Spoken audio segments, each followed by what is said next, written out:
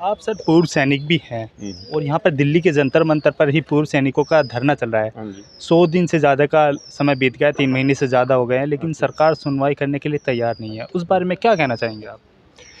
उस बारे में देखो, मैं नायक रैंक से रिटायर हूँ और अपनी पूरी सर्विस करके आया हूँ जो मेरी नायक रैंक की थी। तो देखो, मेरे को उस हिसाब से जैसे हमारे देश के हालात हैं उस हिसाब से मेरे को पेंशन ठीक मिल रही है अभी।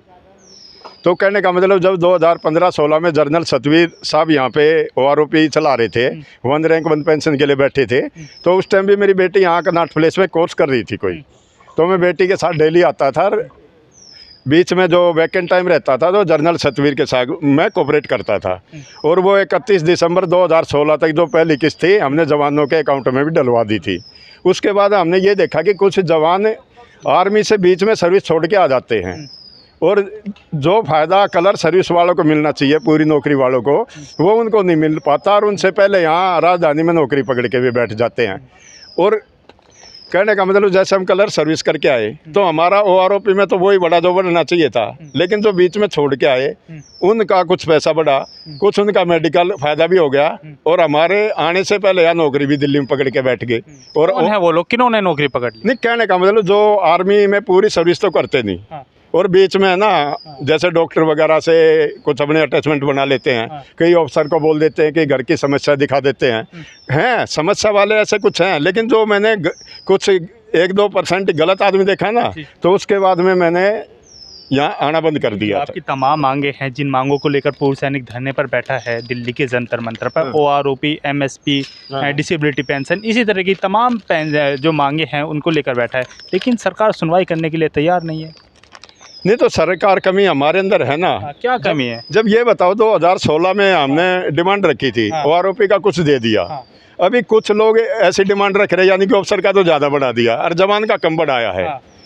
और ऑलरेडी वो लोग मेरे को कोऑपरेट कर नहीं रहे, मैं फील्ड ग्राउंड वर्क मैं कर रहा हूँ, कागजों में फायदा कोई और ले रहा है। नहीं, लेकिन इनका साफ कहना ये है ना कि जो 3% अधिकारी हैं, जो 97% सैनिक है, उनका इससे 3% अधिकारी खा रहे हैं। इस बारे में मैं भी कुछ नहीं कहूँगा। मैं सिर्फ आपसे मोटी मोटी बातें करने आया हूँ। मैंने सभी परिस्थितियाँ देखी। जब मुझे किसी ने कोऑपरेट नहीं किया तो यूपी की तरफ से अपने राकेश टिकैत भाई ट्रैक्टर लेके दिल्ली में आ गए थे, एक जवान को कोऑपरेट करने के लिए, देश धर्म और सच्चाई की रक्षा करने के लिए राकेश टिकैत भाई दिल्ली में ट्रैक्टर लेके एंट्री कर गया था। ठीक है, कहने का मतलब, वहाँ एक भी एक सर्विसमैन मेरे साथ खड़ा हुआ मुझे कहीं भी नहीं मिला। और आज मेरी उम्र 60 साल के करीब है, आज तक मेरे घर पे कोई एक गिलास पानी पीने नहीं आया। सर, आप एक चीज़ और बताइए ना, जो ये धरने पर बैठे हैं पूर्व सैनिक, इनके साथ जनरल सतवीर सिंह क्यों नहीं आ रहे हैं आखिर? नहीं, जनरल सतवीर साहब को तो मैं 2016 में कोऑपरेट किया था। उसके बाद में मैं और जनरल साहब मिले नहीं है। अभी मैंने जनरल साहब को 1-2 दफ़ा फ़ोन करके बात भी करना चाहिए, लेकिन वो रिस्पॉन्स नहीं करते। क्यों? उनके ऊपर कोई अननेसेसरी दबाव है। आप मेरे को एक देखिए, मेरी आवाज़ अन्ना हज़ारे जी ने रामलीला मैदान से उठाई थी, आम आदमी पार्टी बन गई। उधर परेशान बहन किरण बेदी भी आ गई, भी मैं कमिश्नर हूँ, परेशान मैं भी हूँ। उधर जनरल VK सिंह आ गए, जी मैं जनरल हूँ, परेशान मैं भी हूँ। लेकिन आम आदमी बन गई और धीरे धीरे परिस्थितियां देख के उधर किरण बेदी और जनरल VK सिंह बीजेपी की तरफ चले गए। एक सेकंड, बीजेपी की तरफ चले गए ये।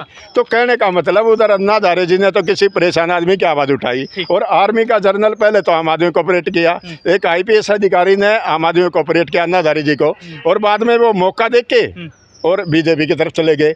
अब अकेले कौन बच गए? उधर अन्ना हज़ारे बच गया, उधर फौजी भाई नायक जय किशन बच गया। तो ये बताओ, ये एडम टाइम में या खाली टाइम में कभी मेरे घर भी तो आए, भाई जवान आपको क्या प्रॉब्लम है, हम आपको कोऑपरेट करेंगे, यहाँ तो आगे बैठ गए।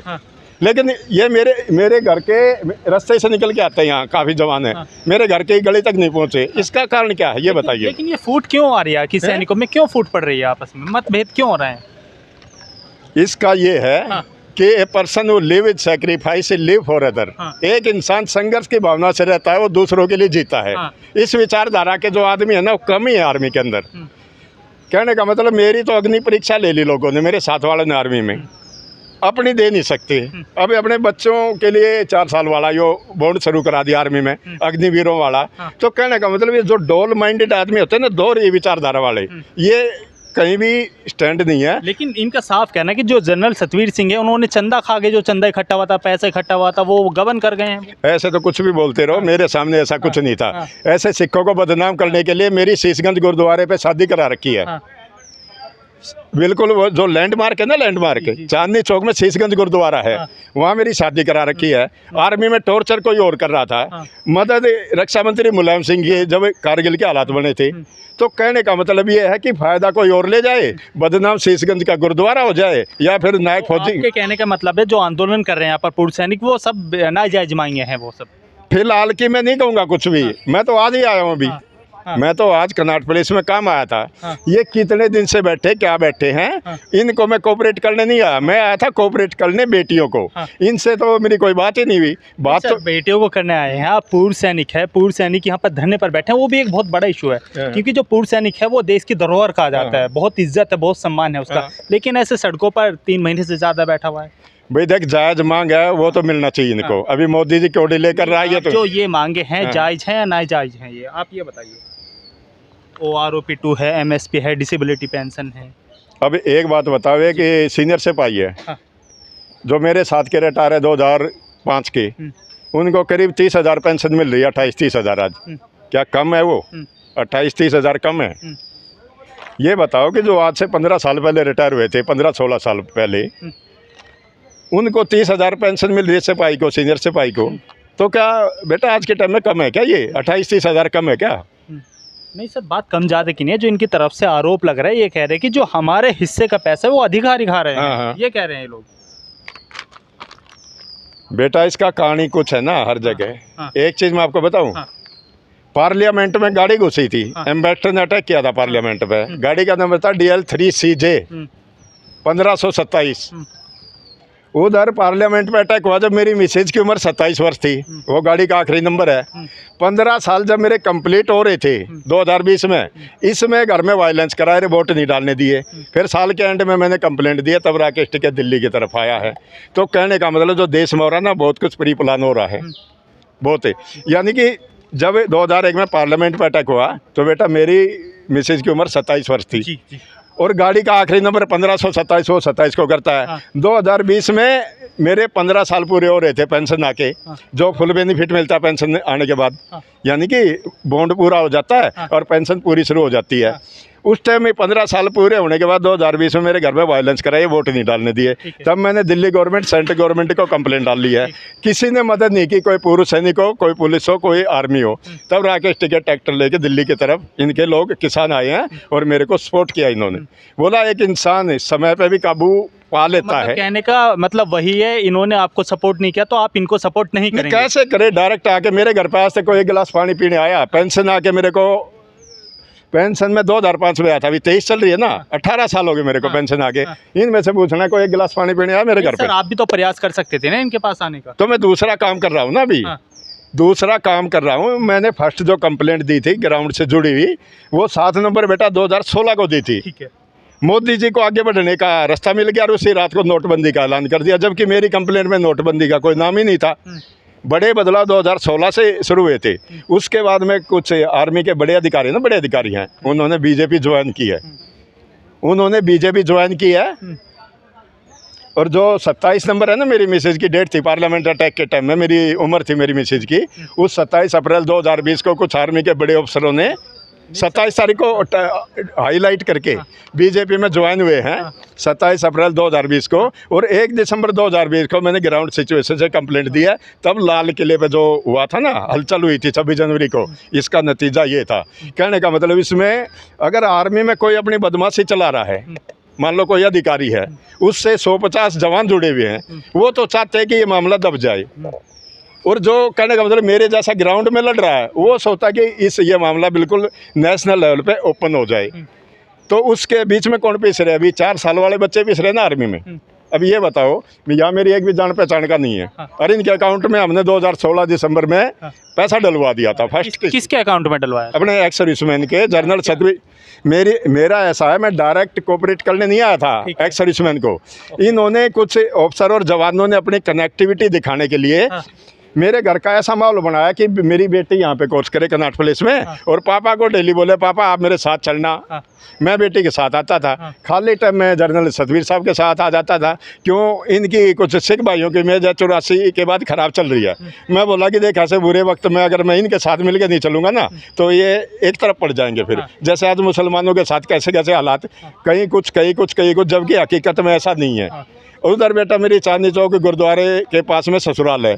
तो कहने का मतलब मैं इस विषय से जनरल साहब को कोऑपरेट करने आया था कि ताकि सिख कम्युनिटी है जैसे 84 में देश की जनता की नज़रों में गिरी, ऐसा ये कभी नहीं गिरे। और उसके साथ देखो किरण बेदी बहन भी आम आदमी ज्वाइन किया और दबाव में बीजेपी में चली गई। नहीं सर, आपने सतबीर सिंह जी के साथ भी काम किया है, वीके सिंह जी के साथ भी, अन्ना हज़ारे, तमाम लोगों के साथ आपने काम किया, आंदोलन चलाए हैं।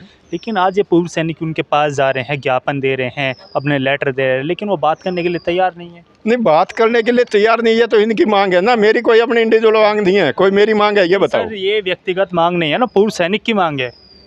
भैया पूर्व सैनिक की तो मांग है इसमें, लेकिन इसमें कुछ जो बीच में छोड़े भी है, बीच में सर्विस छोड़ के आ गए, यहाँ दूसरी नौकरी पकड़ ली। और जो पूरी नौकरी करके आ रहा है, जैसे मैं पूरी नौकरी करके आया, मेरा यहाँ पुलिस ग्राउंड में फिजिकल भी ठीक नहीं लिया जा रहा। एक गंदे ग्राउंड में दौड़ा रहे हैं, 40 साल से ज़्यादा उम्र है, और नए लड़कों के साथ दौड़ा रहे हैं गंदे ग्राउंड में, जो मतलब गोलाई में घूमना है।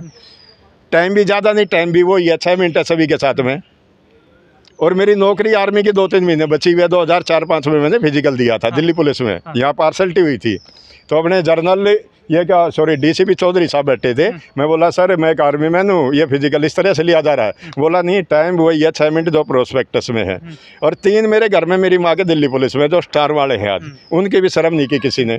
ये बताओ अगर हम पंडित कम्युनिटी से हैं, जनरल सतवीर सिख कम्युनिटी से है, या कुछ लोग दूसरी कम्युनिटी से हैं, तो क्या हम हाईलाइट में चलते रहेंगे? गलती कोई और कर रहा है, षड्यंत्र कोई और रच रहा है, सफर पंडित। अब ये देखो, नहीं यहाँ पर सर धर्म और जातिवाद तो मुझे लगता है मायने नहीं। धर्म और जातिवाद हम तो सफर कर रहे हैं ना, धर्म जातिवाद। मेरी बेटी का जन्मदिन था, दिल्ली में निर्भयाकांड हुआ था 16 दिसंबर 2012 को। बताओ मैं किस व्यू से घर में जन्मदिन मनाऊं बेटी का?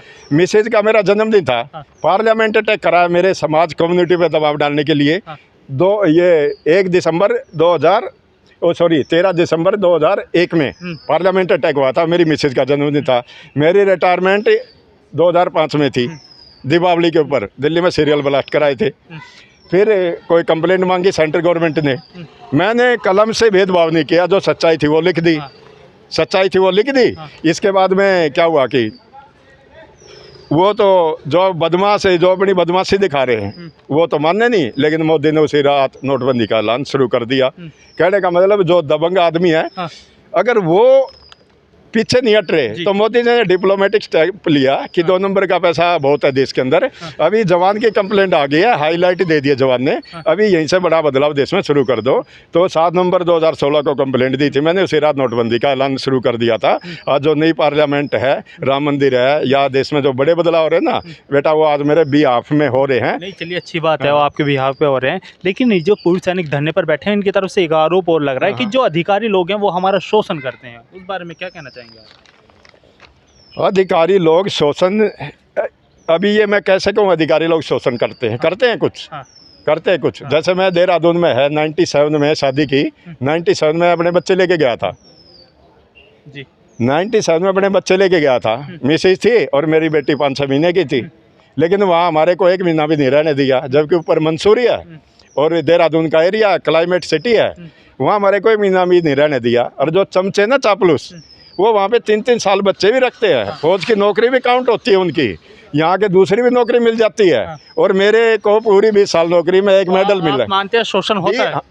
मानता हूँ मैं, मेरे टाइम में खुल के शोषण हुआ था। और जो 27 अप्रैल 2020 को जिन्होंने बीजेपी ज्वाइन किया ना, ये 27 अप्रैल मेरी मिसेज की डेट ऑफ बर्थ, वो उम्र थी, उसको टारगेट करके, और उन्होंने 2020 में भी है। इस व्यू पे मैंने फिर कंप्लेंट डाल ली है, जिसकी हलचल लाल किले में किसानों ने दिखाई है उस अफसर की वजह से। और वो अफसर भी कहाँ का है? अपने ये मेरठ मुजफ्फरनगर एरिया का है। नहीं, आप ये बताओ, मैं नई शादी करके ले गया, 30-31 साल में मैंने शादी की। अगर मिसेज को मैं जिद कर रही है, देहरादून में ले भी गया, तो हम 1 महीना भी नहीं रह पाए वहाँ पे। 1 महीने के अंदर क्वार्टर खाली करा दिया। और जो अफसरों की वहाँ चापलूसी कर रहा है, वो 3-3 साल वहाँ पे पहाड़ों के नज़ारे लेता है, बच्चों के साथ रहता है, फौज की नौकरी काउंट होती है। और मेरे से कम सर्विस करके आ रहे हैं ना जो 15-16 साल, वो कई के मेडल ले आते हैं पूरी नौकरी में। बेटा मेरे को एक ही मेडल मिला 20 साल में, वो भी बंगाल का। सिंह जी से के साथ आपने काम किया है, वो इनके साथ आएंगे या नहीं आएंगे, क्या लगता है? जनरल सतवीर साहब कुछ जैसे किरण बेदी बहन पहले तो आम आदमी में गई, ठीक है, उसके बाद केजरीवाल को कोऑपरेट किया, अन्ना हजारे जी कोऑपरेट किया, उसके बाद में दबाव में वो बीजेपी में चली गई। ऐसे एक जर्नल आर्मी का, उसने पहले तो अन्ना हजारे को कोऑपरेट किया और उसके बाद में फिर वो जिसमें कर्नल की बात कर रहा हूँ, बाद में वो भी जर्नल बना है मेरठ मुजफ्फरनगर एरिया का।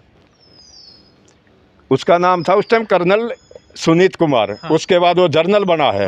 बाद में ये आम आदमी बनने के बाद में है ना जो भी हलचल हुई देश में, तो 27 अप्रैल 2020 को उसने बीजेपी ज्वाइन की है। इसके बाद मैंने कंप्लेंट दी है। तो कहने का मतलब जब एक जर्नल है, आम आदमी कोऑपरेट करने आ रहा है, जर्नल वीके सिंह, उसके बाद में वो दबाव पड़ता है और वो उसी एरिया से जाके मेंबर ऑफ पार्लियामेंट बन जाता है। एक सेकंड, जब एक जर्नल और IPS अधिकारी है इतने दबाव में आ सकते, तो मैं तो एक नॉर्मल जवान ही हूँ, नायक हूँ। कहने का मतलब नायक है ना बेटा, नायक देश में डेली नहीं मिलता। जैसे फ्रीडम फाइटर ये थे अपने सुभाष चंद्र बोस, आज़ादी के नायक थे, अपने पेपरों में घूम रहे थे, आज उनका स्टैचू इंडिया गेट के आगे लगा दिया। ये परिस्थितियाँ किसने पैदा की है बेटा? परिस्थितियाँ मैंने पैदा की। जब आए थे साथ अच्छी बात है, लेकिन अब वो सब साथ आएंगे इन पूर्व सैनिकों के साथ? मुझे ऐसी उम्मीद है कि भी फिलहाल इन पूर्व सैनिकों के साथ उनको वो आना बहुत ही मुश्किल लग रहा है मेरे को, अभी नहीं आएंगे। आप साथ हैं इन पूर्व सैनिकों के? मेरी सिंपैथी है ना, सिंपैथी। अगर ये सही चल रहे होंगे या मैं थोड़ा सा अपडेट नहीं रह पाता, मेरे कुछ पर्सनल काम है, बच्चे कहीं रह रहे मेरे, बच्चे बेटा जमुना पार रह रहे मेरे 3-4 साल से, और मैं रह रहा हूँ उत्तम नगर एरिया में 30-35 किलोमीटर दूर। अगर मेरे हालात ठीक हुए, सब कुछ हुए और मैं इनके साथ थोड़ी अटैचमेंट बनी रही, तो सिंपैथिक वे में हमेशा साथ हूं। मुझे लगता है आपकी नाराजगी है कहीं ना कहीं। मेरी नाराजगी है बेटा, मैं के सामने नहीं आ रहे हैं। बेटा मेरी नाराजगी देखो ये है कि जब किसी ने मेरे को कोऑपरेट नहीं किया, तो मैं रिजाइन फ्रॉम इंडिया करके लेटर दे दिया राष्ट्रपति जी को, चीफ जस्टिस ऑफ इंडिया को, अपने चंद्रचूड़ साहब हैं, अपनी द्रौपदी बहन को दे दिया, मुर्मू बहन जी है जो राष्ट्रपति जी हैं, इसके बाद में प्रधानमंत्री जी को दे दिया और उसका रजिस्ट्रेशन नंबर भी दे दिया उन्होंने करके, आपका रिजाइन सैंक्शन, यानी कि रजिस्ट्रेशन नंबर ये है।